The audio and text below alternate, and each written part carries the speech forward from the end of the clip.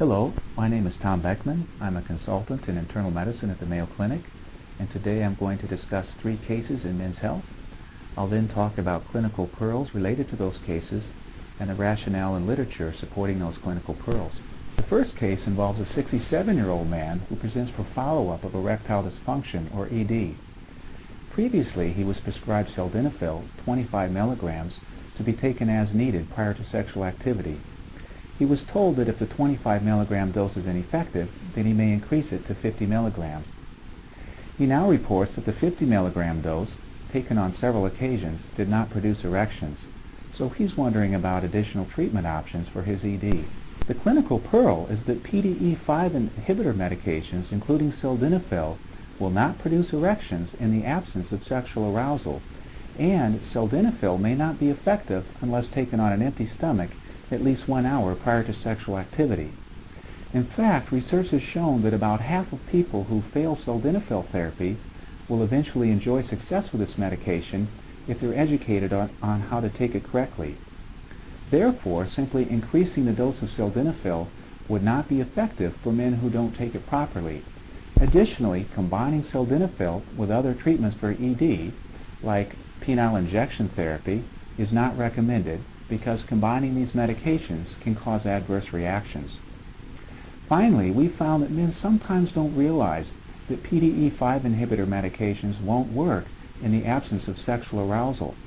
Conversely, other treatments for ED, like penile injection therapy or intraurethral epoprostenol, will cause erections even in the absence of sexual arousal. The next case involves a 70-year-old man who presents with gradual onset weak urinary stream. His past medical history includes COPD, hypertension, and symptomatic cataracts. On physical examination, his prostate is firm and symmetrically enlarged to about 30 cc's, with a normal prostate measuring about 20 cc's, or roughly the size of a walnut. Laboratory studies, including creatinine, PSA, and urinalysis with microscopy, are all within normal limits. The patient is inquiring about medical therapy for his lower urinary tract symptoms. The clinical pearl is that alpha receptor blocking medications, including tamsulosin, are associated with the intraoperative floppy iris syndrome, or IFIS, which can be associated with loss of vision. Consequently, patients with cataracts and BPH should consider undergoing cataract surgery prior to initiating long-term alpha blocker therapy. Patients who are already taking an alpha blocker should inform their ophthalmologist that they are taking this medication prior to undergoing any kind of eye surgery. Now, alpha receptor blocking medications are usually considered first-line therapy for BPH, but this patient's case is complicated by the fact that he has cataracts. 5-alpha reductase inhibitor medications like finasteride, on the other hand, are not considered first-line therapy for most men with BPH. In fact, 5-alpha reductase inhibitors are usually reserved for men with prostates enlarged to 40 cc's or greater, or for men with moderate to severe symptoms. Most men with BPH will prefer medical therapy over invasive treatment for BPH. Nonetheless, physicians need to know the indications for immediate referral to a urologist for consideration of invasive therapy. These indications include moderate to severe symptoms, persistent gross hematuria, recurrent urinary tract infections, bladder stones, acute urinary retention, and renal insufficiency from obstructive BPH. The last case involves a 55-year-old man who presents with sudden onset ED about 6 months ago. He's been married for 25 years and reports a good relationship with his wife.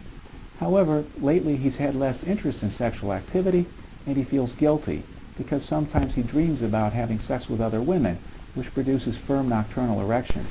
His past medical history includes diabetes, hypertension, and hyperlipidemia, which have all been well controlled on medical therapy over the last 3 years.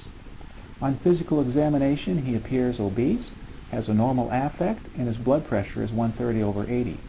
The rest of his physical examination is unremarkable. Laboratory studies reveal normal results for serum creatinine, electrolytes, and CBC. His glycated hemoglobin is within the desired goal range. The clinical pearl is that inorganic or psychogenic ED is typically associated with poor libido, sudden onset of symptoms, and persistence of nocturnal erections. This patient has diabetes, hypertension, and hyperlipidemia. Indeed, the Massachusetts Male Aging Study and the Health Professions Follow-Up Study both showed a strong correlation between cardiovascular risk factors and ED. However, this patient's history suggests a different etiology for ED, namely mood disorder. It would be reasonable to treat psychogenic ED with PDE5 inhibitor medications.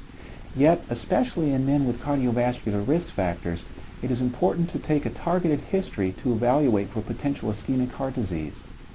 In men with known ischemic heart disease that's unstable, or in men with newly diagnosed ischemic heart disease, physicians should obtain cardiac stress testing for risk stratification prior to prescribing PDE5 inhibitor medications.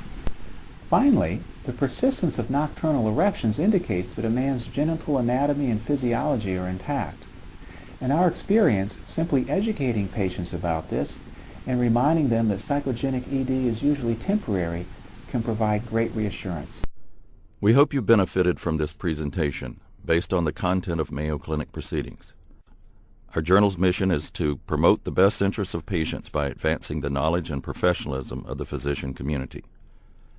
If you're interested in more information about Mayo Clinic Proceedings, visit our website at www.mayoclinicproceedings.org.